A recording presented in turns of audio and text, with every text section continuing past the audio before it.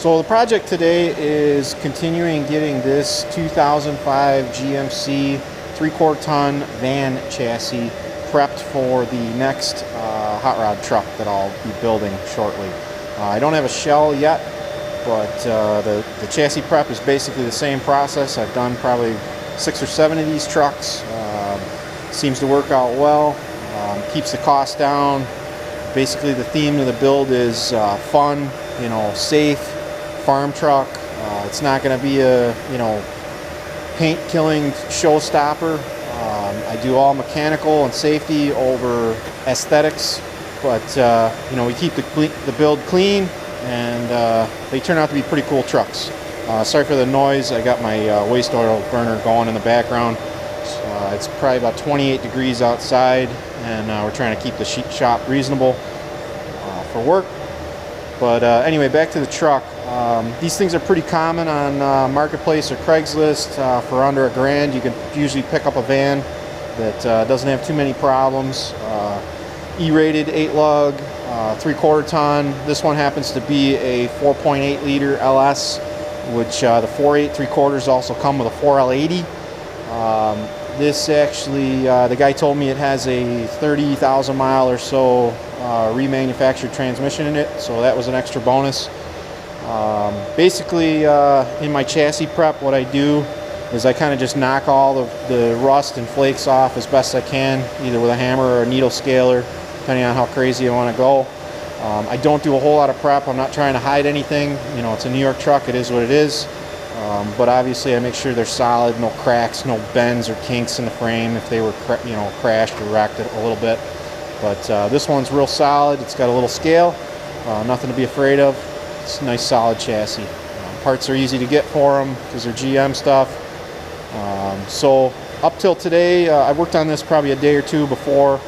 I have obviously removed the converters, replaced those with 3-inch exhaust tubing. I've wired it into a typical generic flow-through, Flowmaster copy muffler off Amazon.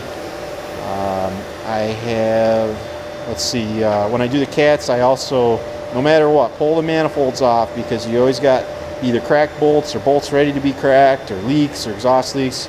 You never want a nice truck when you're all done, you go to fire it up and the thing just sounds like you got 17 exhaust leaks. And so now is the time to do it. So no matter what, I strip them off, extract any bolts using the washer weld nut technique that I'm sure you can find on the internet. Works great every time. Brand new hardware, new gaskets, everything will be tight and right, and it'll sound like an LS motor should sound. I've also deleted the AC. I don't bother with that. It's just way too much claptrap to be, trying to control and use on this level of build. So that's gone. I go through and I delete the piece. I think it's like a PCV, whatever it is for the purge control per solenoid. I think actually what it is. Delete that. That hole is actually the exact right size for 1/4-inch MPT. So that's plugged. Let's see here. This van actually was a no start when I picked it up, drug it onto a trailer. It had a frozen alternator and a frozen AC pump, so it was locked, wouldn't crank. That was easily fixed. Obviously the AC was deleted, like I said. I had an alternator laying around the shop, so I threw that on.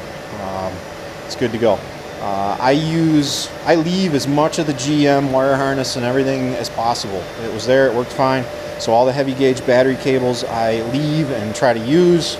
I might shorten them or move them obviously, but they're actually pretty close to what you need. This was a van, like I said, so the dipsticks are super long. I've shortened those up, removed the extension off the passenger side valve cover for the oil fill, and it seems to work out great. This is the newer style. It's got no EGR plate in the manifold.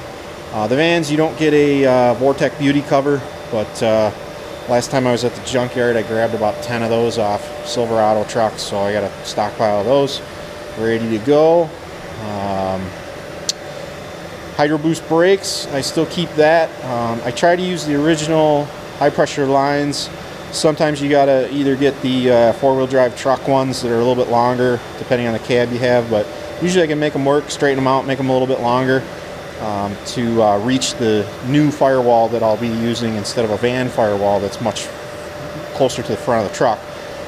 So the brake pedal assembly and everything will actually be kind of further away from the motor, so you kind of got to make that work. Steering wise, the vans are kind of cool because they come with all this jack shaft and universal claptrap to make it work with a van firewall, and I actually use a lot of those parts to go around the headers to go from the steering box up to where the column will end up. That works out pretty good. I leave all the ABS and all the brake lines and everything as long as they're in good shape. I usually end up replacing the fuel lines because, as you can see, they're kind of crusty. This is a supply on demand. It's not a return style rail, so I'll probably just rip both of those fuel lines off, cap the emission stuff, and run a new line straight from the pump to the engine. Let's see what else we got. Chassis wise, they're usually in pretty good shape. You're probably gonna have to do some brakes, or sway bar links like to be completely broken or gone, but it's kind of luck of the draw and you get what you get. Most of mine, very little maintenance because I seem to get lucky, but I've had to do full brake jobs and ball joints and tie rods and everything a 3/4 ton truck needs that's been left out to pasture for a year or two before it's put on Facebook Marketplace to be sold. So back into our project for today is the wiring. I'd like to get the PCM harness and the engine harness kind of dialed back to what I need.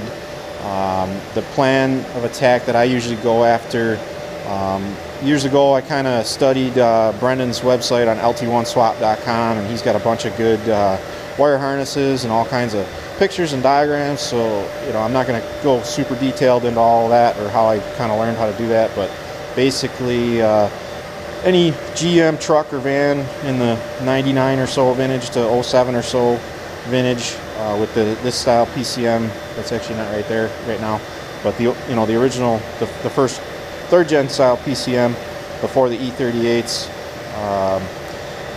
is kind of all the same with a couple little changes, but for today's purpose, basically you'll need, this has all the guts and this hooks into the power control module under the hood of any truck or van, and so we'll be cutting into that. All this other stuff you don't really need. There's a chassis plug that we're going to get into that goes along the frame rail, and there's one gray wire in here that we're going to get after just to throw power to the fuel pump. And basically those are the only 2 connectors that you need to mess with that's under hood of any GM truck or van. And the PCM harness, that's where the computer goes. This happens to be a blue-green computer. They're blue-red or blue-green typically. That all stays with the engine just as it was. And I will basically be trimming down and reducing at this point. All these pink wires are all your coil power and all your sensor powers. There's a couple red wires in there that are your keep alive for the PCM, and there's a larger purple wire that kicks the starter motor. So those are basically what I got to get down to, the 3 wires to run this motor, and that's any motor. You can do that too from, like I said, 99 or so to 2007, and even beyond that. I've done 2014s was the newest one I did with an E38 PCM. That's the smaller, newer one. The wiring is very, very similar. Sometimes you got to get into some things with the transmission to wake the transmission up so it works properly, but like I said, all that stuff is kind of neat. You can find it on the internet if you look hard enough.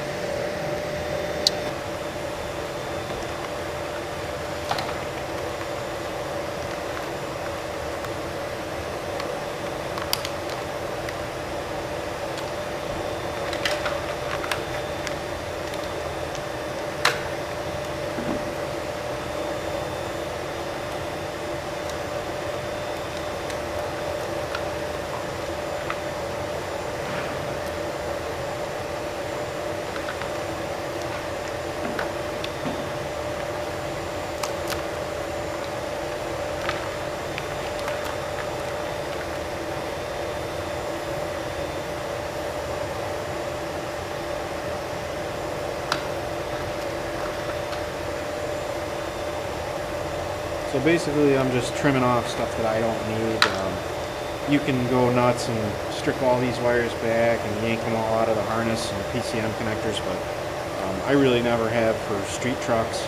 Because, you know, on the off-road race cars and stuff that we do, you know, I might go a little further, be a little nicer, silicone cements and stuff, but really, you know, this was probably something for the brake control, or I don't even know what it is, but you don't need that. Again, this was probably the power for the heater box and some other communication stuff. We don't need any of that. Basically what I'm trying to do is just get down to what I need in this connector. Now you can go through and strip all this back, and which usually I try to do, just very carefully cut into the wire, or cut into the electrical tape without nicking any of the pink wires. Are really, you know, you're careful, because that'll eventually still have power running through.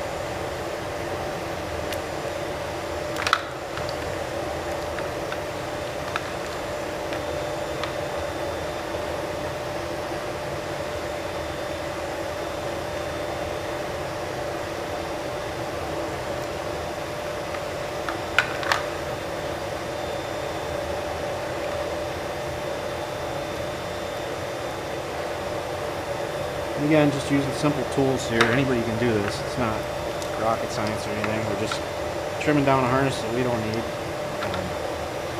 The only wires we're going to eventually need is, actually, I need that one.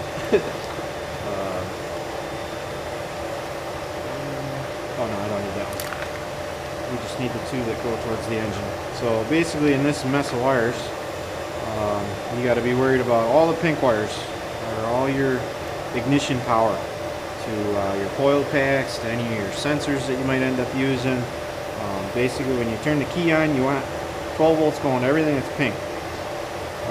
These two red wires, and sometimes they're orange in some of the newer chassis, but usually they're red with a white stripe. Those are your keep alive, so that needs constant, put a 3 amp fuse or whatever, constant power to that all the time. That keeps the memory in the PCM, which you want that, so it starts and runs consistently. And then this big purple wire, that's actually, you give 12 volts to that and it closes the solenoid on the starter motor. So out of this mess, wires that goes to the engine harness, those are the three functions you need. Ignition, key on, keep alive, 12 volts always to the red and white, and then your crank signal from your ignition switch to that big purple. So I like to keep this as long as I can, so that once the firewall of the truck is over here, I can move the PCM, or move the you know, power to my relays or whatever on my firewall. So I got plenty of room to work with now, but really I just want to test fire this engine and make sure everything's good to go, and do that. So I'm just going to cut into this, cut this back a little bit, get rid of some of this wire way. Again, this probably was power that went to the heater motor or something we don't need. Any of these other wires are stuff that we don't need. And some of the stuff on some of the builds, you know, maybe it's stuff you do want. So there are wire diagrams that can tell you what every little wire is. If you want to use, you know, the signal from the oil pressure sensor or a signal from the temperature sensor. That's probably what some of that stuff is that we just don't care about for what we're doing here.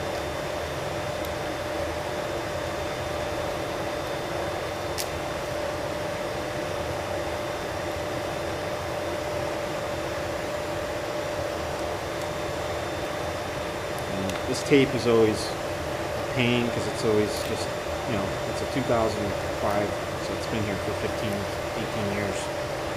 Buried under hood temperatures, and it's not like it just unravels nice.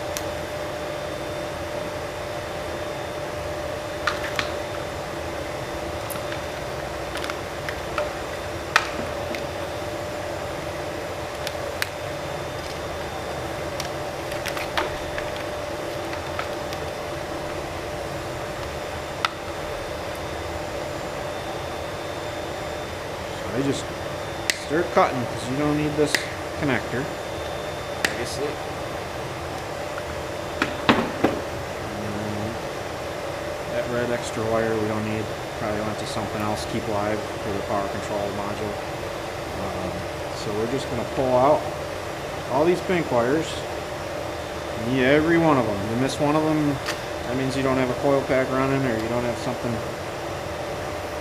important. It doesn't necessarily, you don't need to know what they all are, you just need to know you need all of them. You need these purple, black, green, you don't need any of those. There's plenty of other engine grounds. I know some of them are probably grounds.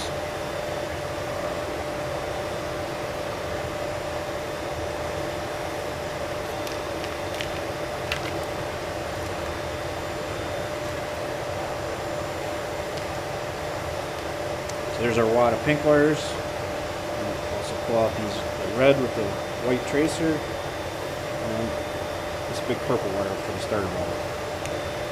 And the rest of this stuff we can just trim back, end up just getting hidden in the harness a little bit.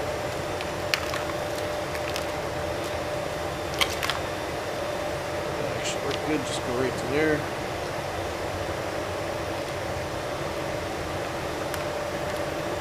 Kind of unbraid if anything's in the way, so it won't clean up a little bit nicer. But basically I just cut these, I just cut them at a different length so that there's even less of a chance in case there's something that still ends up getting power, that they're nowhere near each other. You can go nuts and cover them with silicone, I guess, if you really wanted to, or like I said, pull them out of the harness.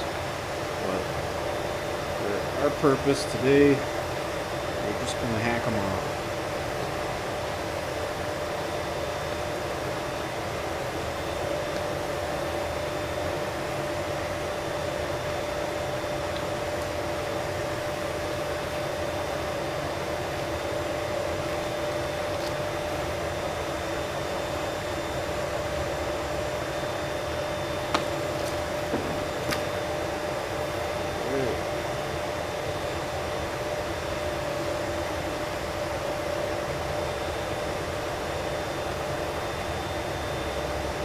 Electrical tape's a little cold this morning.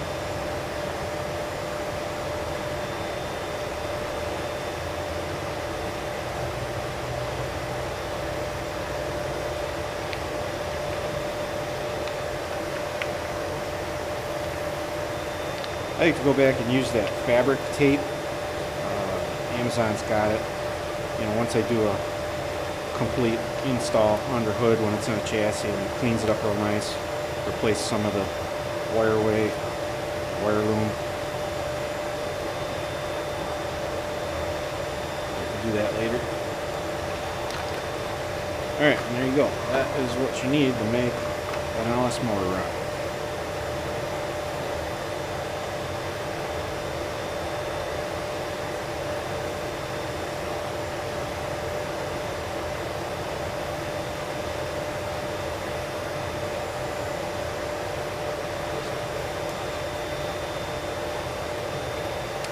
So what I'm going to do is strip about 2 inches, cut these even, and then strip about 2 inches or so back, and then I'll just wad them all together and get my main power wire to what's going to go to the ignition on relay. And then this will be your crank signal from your ignition key.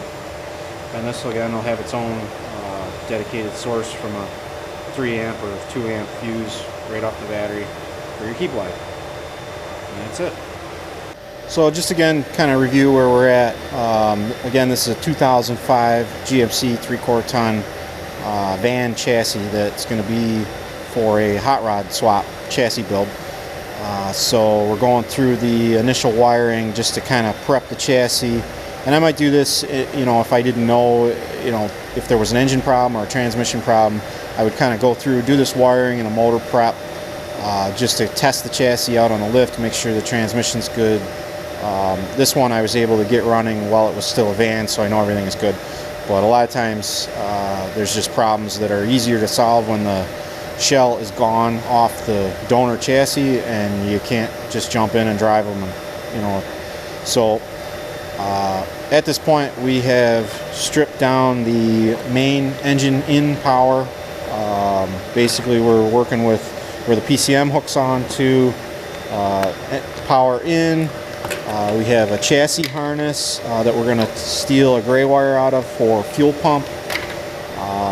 I have left all the hydraulics for the steering and brakes. I have left the heavy gauge. There's a positive battery power in. There's a negative battery power. Left all that where it goes to the starter motor. We follow the engine harness from what we're working with. Goes through various sensors and coil packs and things. This comes around, and they vary a little bit from year to year and model to model, but they're basically the same. The part we want to keep is the MAF plug. That'll go in our intake. This goes down to your O2 sensors. I've unplugged the rear O2 sensor harness because I'm not going to use those. We're just going to run this motor off the front two O2s, so I leave all that. Some of this stuff I unplugged that was for the AC that we're not going to use. And there we are. So let's keep moving along. So far I have cut off this connector that would have been in the back. I think this is called the power distribution module or something. It's basically the thing under the hood that's got all your fuses and relays. Any truck or van will have one. They might look a little different. Any GM truck or van. This is where the chassis harness would have plugged in that I took out. That we're going to grab, like I said, the fuel pump off. And there's one of these that goes to the dash through the firewall, and one that goes to the engine that we need to get into. So I have stripped that one out down to our pink positive ignition in for all our coil packs and sensors. Our red was our keep alive for the PCM, and this purple wire is the harness or the starter motor crank. I like to keep these because that's a lot of money in fuses and stuff. The relays are kind of useless, but I end up using those fuses. See, I've already pulled the 20 amps out of this one for another project, but keep these. Why buy fuses when they're free? Okay, now we're gonna just go after the chassis harness here. Again, there's some wheel speed stuff in here that we're not going to use, but I just leave all that because they're in good connectors. Nothing's going to go wrong. Somebody else could pull that signal if they really wanted it. This, we don't need this. Whatever that is. Just get rid of that. This would have been power for the ABS module, probably. You can strip all. It's good wire. You could use this wire for something, but it's not really worth my time or effort. So just trim that back, and this is all full of nice oil and road salt. But, basically, this connector that would have been from your power distribution module, we obviously don't need that anymore. We're trying to get at the gray wire, which is our positive power to our fuel pump. So I'll leave this like that right there.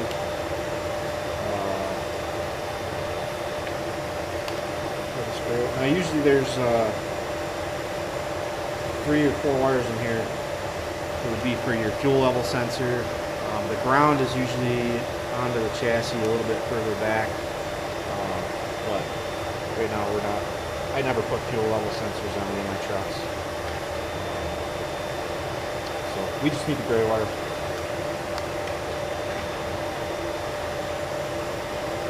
This is all pretty nasty. I'll end up replacing this wire way to clean it up. That's it. So really, to make this motor go, minus the PCM that's not on here right now, if I was just doing a quick and dirty test fire, I'd strip all these wires, coil pack powers, the keep alive, the fuel pump, wad these all together, and then touch this to 12 volts and it would fire and run. So that's as simple as it is. So if you made it this long with the annoying noise in the background, I'll kind of give you a quick little tour of what that is. This is my waste oil burner. I built this the beginning of last year, so this will be my second winter using it. Thing works great. It's basically free other than having to deal with oil and throw containers out that everybody gives you of oil. But real simple. Watch some YouTube videos to get some basic ideas, and then kind of tweaked it what I wanted. I've always been a welder fabricator, so I kind of know how to stick metal together. Turned out pretty good, actually. 5-gallon bucket, 1/2-inch hose bib that you can adjust the flow of oil. Right there is about a little less than a gallon per hour to get kind of where my setup is happy. That's a $12 mattress, inflatable mattress inflator off Amazon. That'll last about 6 months running continuous, so I haven't really upgraded that. I've gone through about 3 of those so far. It's a double barrel stove kit that you can buy anywhere, Tractor Supply, for the door and some of the exhaust connections, 2 drums. I kind of built an oversized heat exchanger with some exhaust tubing that works great. It's sitting on a piece of 1/2-inch plate because this is a wood floor. There is a second floor under this, so kind of wanted to be a little careful with that, sitting on cinder blocks. Just an old shop fan I had laying around, I slapped on the back. I'm using the cheap do not use exhaust, exhaust piping, because I just replace it every year, because with the waste oil, the way I burn it, it gets all soot and clogged up. So it's 30 bucks in tubing and a couple elbows and a cleaning that I do at the beginning of the year. Works fine. It's an all metal building. I really could care less. Nothing's gonna burn up there. So that's the waste oil burner. Let's see, this has been running for probably almost an hour and a half. It was 28 degrees in the shop when I started, and it's now 55 over here in the lift, and it's probably about 45 over at the other end of the shop. So more than enough for a hoodie if you're working easy, or a t-shirt if you're working hard.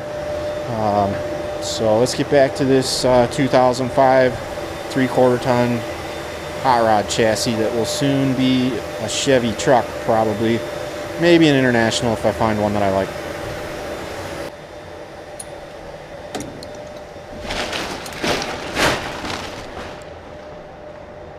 I'll walk back over to the other end of the shop to steal a battery so we can get that chassis going.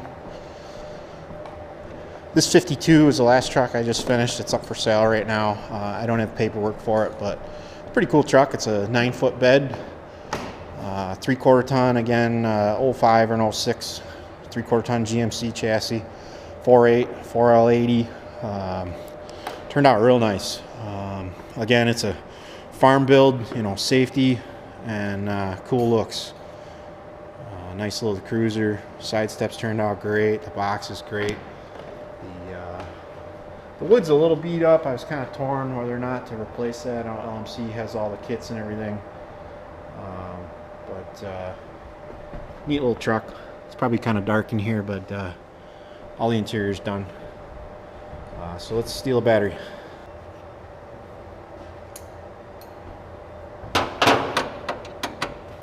Oh, well, that was awesome. Rookie maneuver number 1. Wow, I don't think I've ever done that in my life. My wrench is okay. Huh.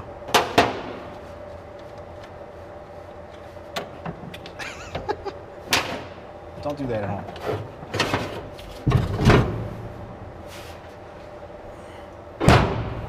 I guess this laptop does not have Bluetooth capability that I can use to work or whatever, so I'll mess with that later. But we'll probably still end up using Tuner Pro to change that, or I might have a file still on my phone. It'll be fine to just burn to this PCM. So I have the battery hooked up, we got the PCM hooked up to my bench setup. OBD link LX is on. I've already paired, so I'm going to open up Droid on my phone. Open it again.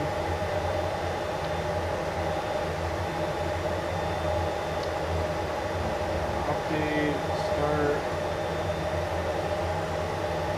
I found that you just have to push buttons. It's not really too intuitive, but yeah, sure, let's try reading PCM. I think it's mad because the Bluetooth light is red. So let's select that. Yes, no, I can break this. Alright, so it did some stuff. It looks like it's communicating and read the PCM ID as a 12613246 OS.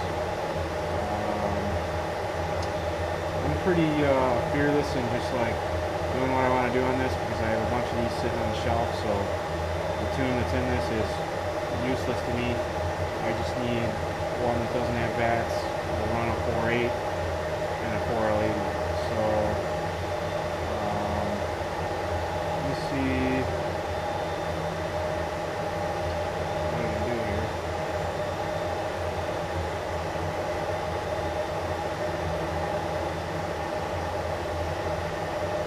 Okay, maybe I have to read the PCM. I want to just write the PCM.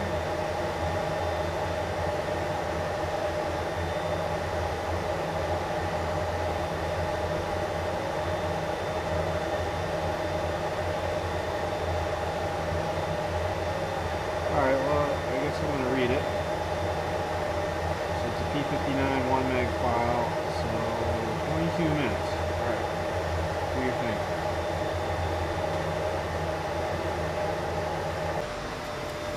While we're waiting, check out this sweet crane that I built last week. I've been thinking about this for a while, and finally made it happen. It's basically kind of a gantry crane and a jib crane in one. It's got a 1-ton trolley, a 1-ton air hoist, some I-beams, some structural members, and a variable speed AC to DC motor drive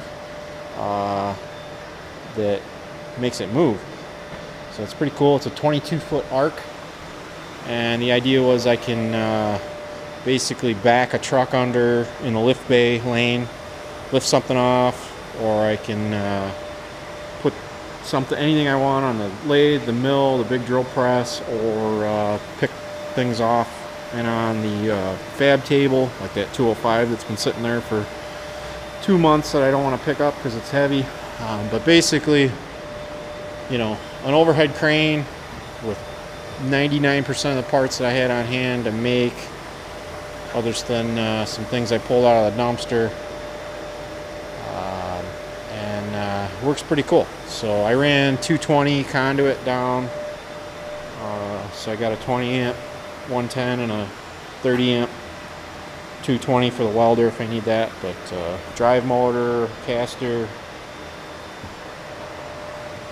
I'm probably going to upsize the airline to 1/2 or 3/4 on the flexible, because the air hoist kind of runs out of speed pretty quick. But those works pretty good, but you can tell it as my compressor just kicked on, sucks a lot of air, but works pretty good. It's functional. I pulled a motor out of it the other day. Shut that thing off. But works pretty good. I pulled a motor out with it the other day. So with 1,000 pounds sitting on it, you can drive, you know, it's got variable speed, so you can go slow if you want, or you can speed the thing up. Works pretty good.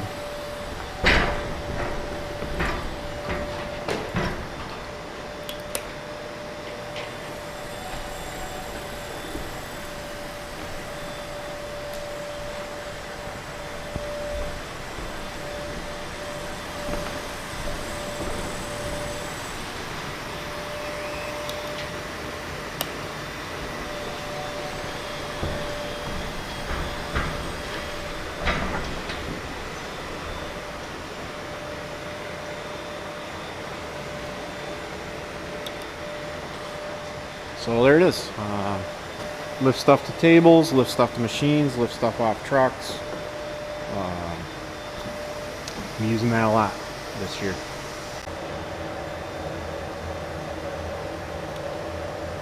So here we are, 18 minutes later, and I don't know, that's what I got.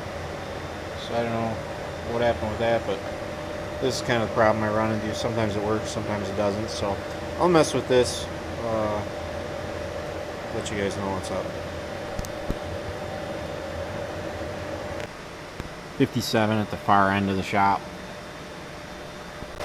65 at the lift post at the shop. So that's part one of the next hot rod build. I guess I got some homework I got to do and get this PCM flash device process down. It looks like I need a little more practice. Like I said, I've done it successfully 3 or 4 times, but I'm trying a new dedicated shop laptop so I don't keep beating up my good computers. See if we can get this to work. But we'll get it. If not, I'll steal a computer that I already got burned, ready to go. Fire this thing up on our next video. But it's looking good. We'll start tidying up wires, get this thing so we're happy with how it's running, and keep scouring the interweb for the next shell. I think it'll be a cool project, and I think you guys will like it.